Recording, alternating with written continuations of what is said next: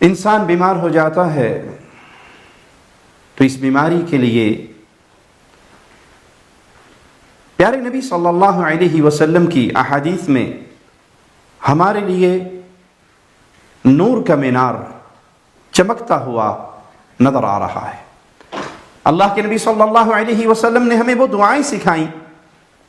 جن دعاؤں کے پڑھنے سے اللہ ان بیماریوں کو دور فرما دیتا ہے۔ تو اسباب مختلف ہیں علاج کے، جس میں آپ دوائیں بھی استعمال کر سکتے ہیں، لیکن مومن کو چاہیے کہ جب بھی اسے تکلیف آئے وہ سب سے پہلے رقیہ شرعیہ، جسے ہماری زبان میں دم جھاڑ کہتے ہیں، وہ دم کی طرف آئے، وہ اللہ کے کلام کی آیات کو پڑھے، رسول اللہ صلی اللہ علیہ وسلم کی سکھائی ہوئی احادیث کو پڑھے اور یہاں سے شفا طلب کرے، اللہ سے ان کے ذریعے اللہ سے شفا مانگے۔ دوائیوں کا استعمال بھی جائز ہے، لیکن مومن کا سب سے پہلا شفا کے لیے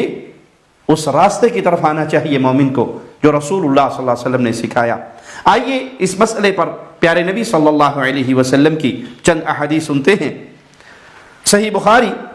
حدیث نمبر 5746، سیدہ عائشہ صدیقہ رضی اللہ تعالی عنہ بیان کرتی ہیں، جب کسی انسان کو اپنے جسم میں تکلیف ہوتی یا اسے پھوڑا نکلتا یا زخم لگتا تو نبی کریم صلی اللہ علیہ وسلم اپنی شہادت کی انگلی کو زمین پہ رکھتے اور پھر اسے اٹھاتے اور یہ دعا پڑھتے، بسم اللہ تربت ارضنا بریقت بعضنا لیشفى به سقیمنا باذن ربنا۔ اللہ کے نام سے ہمارے زمین کی مٹی اور ہمارے بعض کا لعاب دہن، یہ ہمارے رب کے حکم سے ہمارے بیماروں کے لیے شفا ہے۔ کسی کے جسم پہ دانہ نکلا ہے، پھوڑا نکلا ہے، کوئی تکلیف ہے، کوئی خارش ہے، تو اپنی شہادت کی انگلی اٹھائیں اور اسے زمین پہ لگائیں، پھر یہ دعا پڑھیں، اس انگلی پہ نفث کریں، تھوک کے ہلکے سے ذرات ملائیں اور پھر اس مریض کی اس جگہ پہ رکھ کر یہ دعا پڑھیں تو اللہ اپنی رحمت سے اس بیماری سے شفا عطا فرمائے گا۔ سیدہ عائشہ بیان کرتی ہیں، انہوں نے کہا کہ جب رسول اللہ صلی اللہ علیہ وسلم بیمار ہوتے تو جبرائیل علیہ السلام تشریف لاتے اور آپ کو دم کرتے۔ اللہ کے نبی بیمار ہوتے، معنی آپ بشر ہیں، اللہ کے بندے ہیں، انسان ہیں، جو انسانوں کو تکلیفیں ہوتی وہ تکلیفیں رسول اللہ صلی اللہ علیہ وسلم کو بھی ہوتی، تو سیدنا جبرائیل آتے اور رسول اللہ صلی اللہ علیہ وسلم کو دم کرتے۔ آئیے دم کے وہ الفاظ سنتے ہیں، بسم اللہ یبریک ومن کل داء یشفیک ومن شر حاسد اذا حسد وشر کل ذی عین۔ اللہ کے نام سے وہ آپ کو بچائے اور ہر بیماری سے شفا دے، اور حسد کرنے والے کے شر سے جب وہ حسد کرے، اور نظر لگانے والی ہر آنکھ کے شر سے اللہ آپ کو محفوظ فرمائے۔ تو کسی بیمار کو آپ دیکھیں تو یہ رسول اللہ صلی اللہ علیہ وسلم کی سکھائی ہوئی دعا پڑھ کر اس بیمار کو دم کریں، اللہ اپنی رحمت سے اسے شفا عطا فرمائے گا۔ سیدہ عائشہ رضی اللہ تعالی عنہ بیان فرماتی ہیں، اور یہ حدیث بھی صحیح بخاری میں 5016 نمبر روایت ہے، کہ جب رسول اللہ صلی اللہ علیہ وسلم بیمار ہوتے، آپ کو تکلیف ہوتی، تو آپ سورۃ فلق اور ناس کی تلاوت کرتے، اپنے ہاتھوں پہ دم کرتے اور اپنے ہاتھوں سے اپنے جسم پہ دم کر لیتے۔ جب رسول اللہ صلی اللہ علیہ وسلم کی بیماری بڑھی، تکلیف زیادہ ہوئی، تو سیدہ عائشہ فرماتی ہیں، کنت اقرأ علیہ وامسح بیدہ رجاء برکتها، تو میں اللہ کے نبی صلی اللہ علیہ وسلم کے لیے سورۃ فلق اور سورۃ ناس کو پڑھتی، آپ کے ہاتھوں پر دم کرتی اور آپ کے ہاتھ آپ کے جسم مبارک پر پھیرتی۔ قرآن حکیم کی آیات پڑھی 11 آیتیں،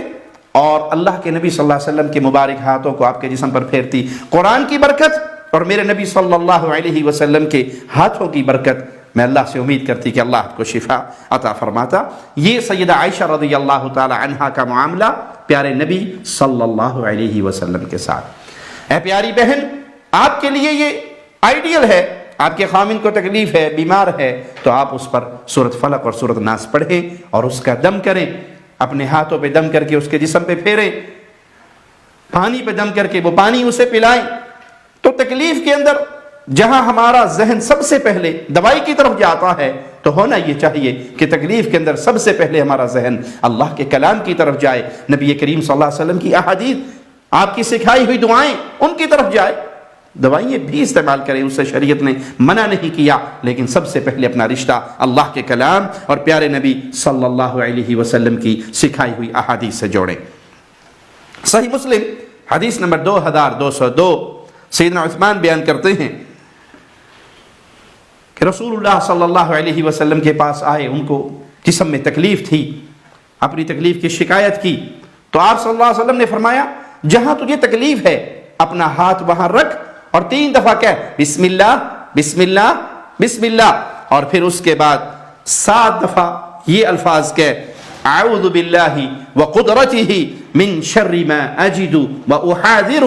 یہ دعا 7 مرتبہ پڑھو، 3 دفعہ بسم اللہ پڑھو، اور جہاں بھی درد ہے، سر میں درد ہے، جسم میں درد ہے، ٹانگ میں درد ہے، آپ کے جسم میں کہیں بھی تکلیف ہے،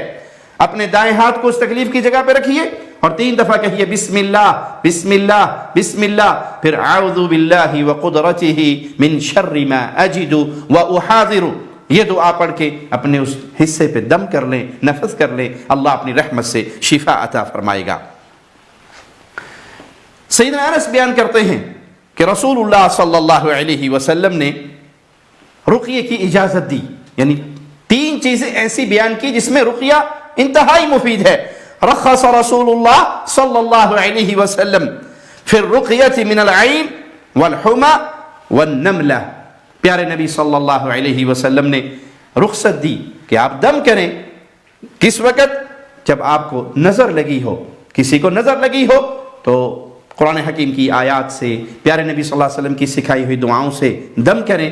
آپ کو زہریلے جانور نے کاٹ لیا ہے تب بھی دم کریں، آپ کو بخار ہے تب بھی دم کریں۔